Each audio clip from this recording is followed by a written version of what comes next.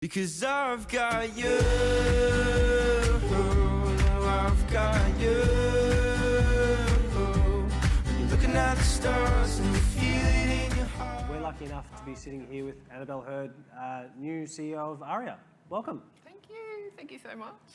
We're so stoked to have you here. It's just, we feel a bit giddy. Oh, 100%, yeah. I'm a bit nervous, and first time I've been this nervous all day, so hopefully we do a good job. Well, now you're making me nervous. So. Well, as the new CEO of Aria, what are your objectives and priorities for Aria?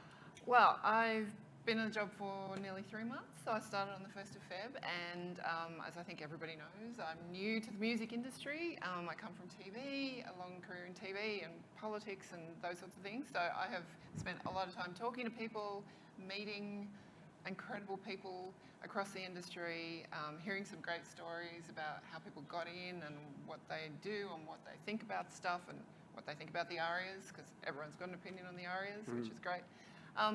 I would say after 3 months, I have probably got 4 areas that I think we need to focus on for Aria.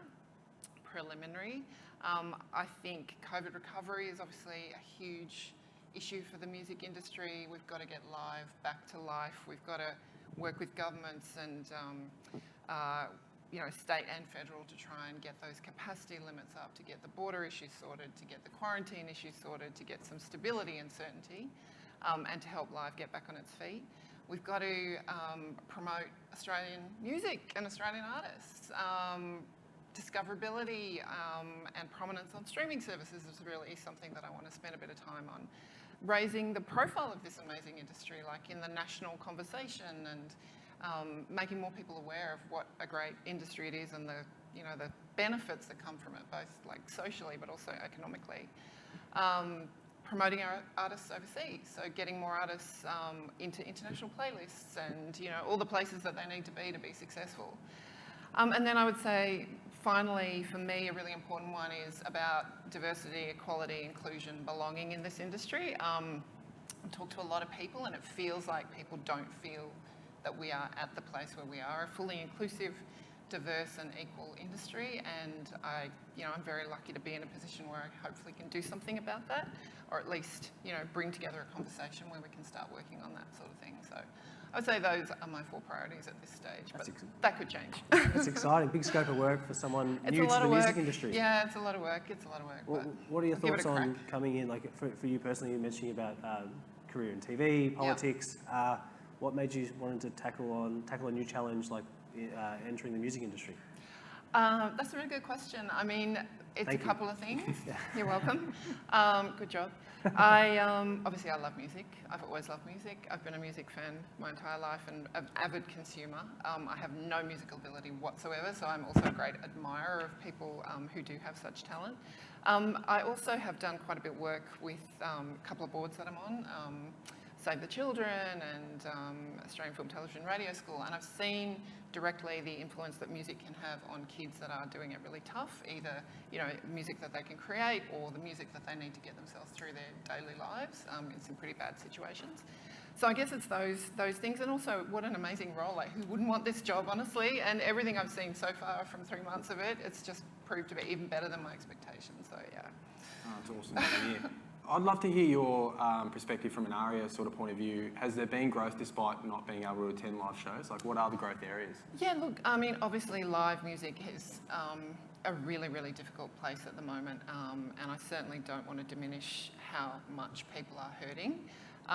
But in the really good news, there definitely is growth in this industry. I mean, we've had 6 years of consecutive growth in recorded music. This year, recorded music grew 7.3% year on year. Streaming grew 14%. Streaming is the bulk of that, so streaming sort of 80 to 83% of all recorded music revenue. So this is a growth industry, which is certainly not something I would say about television. So it's nice to be in a growth industry again. And for me, I look at that and I just think, that level of growth, there's so much more to go. There's so many more opportunities to get, new revenue in, to grow subscription base of these streaming services, and to get great partnerships with brands and all that sort of thing that comes from an innovative growth industry. So yeah. And the other cool thing is, like, vinyl is driving a lot of that growth as well. So vinyl's only like about 1 million off CD sales, and probably will overtake next year. So vinyl's driving growth, which is very cool. It's good for I you. like that. I collect vinyl, so. Oh, yeah, well, it's you yeah, then. There you go. It's probably me. It's you. Online I'm shopping. going to check my figures. You mentioned Your name before. will be there. You mentioned before about getting more Aussie artists on international playlists or helping drive the growth. Do you see that? I guess we're sort of being quite biased here, being here in Australia, but Yeah. we think we've got an amazing talent pool of people here to share with the world. Do you feel the same? Of course. I mean, no doubt. I don't think that's ever been in question. And now, we've got, with all the opportunity that comes from being able to get to those markets more easily, there's also, the challenge of there being so much more competition. So how do we stand out? How do we get on those playlists? How do we become discoverable? It's a similar issue in television, where Australian television content, which is also very good, how on earth do they compete with the Netflixes of this world? So, this is something that I've had, a bit of experience with. It's hard, it's not easy, but we've got to work with the platforms. They are really committed to this country. They've got great teams working with artists here, and we just need to work through how we get our artists, a bigger voice on the global stage. And there are some champions in this country in those streaming companies as well to help us do that. So that's really good. I love that. Why are brand partnerships important to Aria? Well, Aria is, obviously, we do the Aria Awards every year, which is, as I said, everyone has an opinion on the Aria Awards. So, but I think that's great. It shows that there's industry buy-in and real industry engagement. They're so credible. Like, artists want to win an Aria Award, which is amazing, and we need to protect that with everything, because if we don't have that, we don't have anything. The Arias are on the biggest free-to-air network in the country, so they're on Channel 9.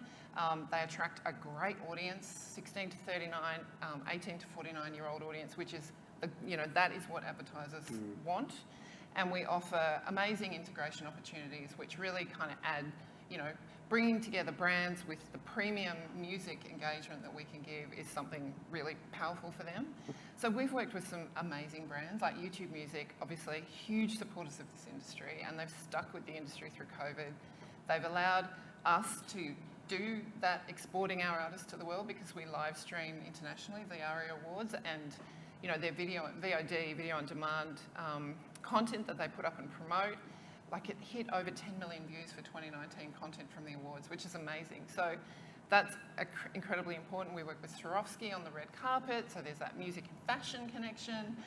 We work with Mitsubishi on the Arias Week, and we work with Destination New South Wales, and one of my favourites, Telstra Music Teacher of the Year, which is like this, everybody cries, when you start showing the packages of the teachers and where they're working and the influence they've had on kids, which again comes back to that purpose about music and kids. Telstra's been backing that partnership for a few years now, and the content that we create from those packages of going to the schools, we take an artist to the school, we talk to the teacher.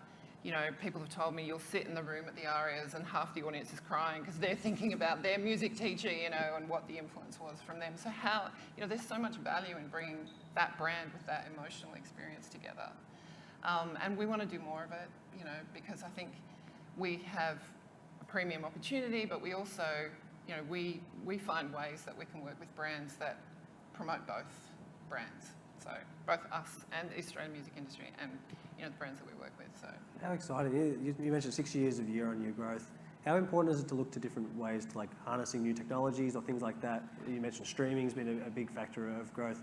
For you, coming into this new role now, started in Feb, how do you get your head around and wrap your head around all the things that are coming up in the music space? I haven't yet wrapped my head around all the things that are coming up in the music space, honestly, but I have started learning about some really amazing things that are again going to disrupt music. I mean, I think, obviously music was in a really difficult place 10 years ago with piracy and the business model kind of falling off a cliff, and it was forced to change. There was no alternative. It was do or die.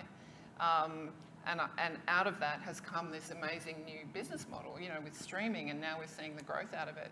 And I contrast that with TV, where there wasn't that moment where they had to adapt. And I think you're seeing the impact of that now, because they haven't got the new business model yet. So this industry is ready to adapt to whatever is coming. I think we have to assume that change is always going to be coming. But I've met so many innovative entrepreneurial people who are thinking 3 to 5 years ahead. So I'm really confident that they can explain to me how it's all going to work. Well, Annabelle, thank you so much for joining us and having a quick chat. Wish it could go for another half an hour. Could pick your brain all day. But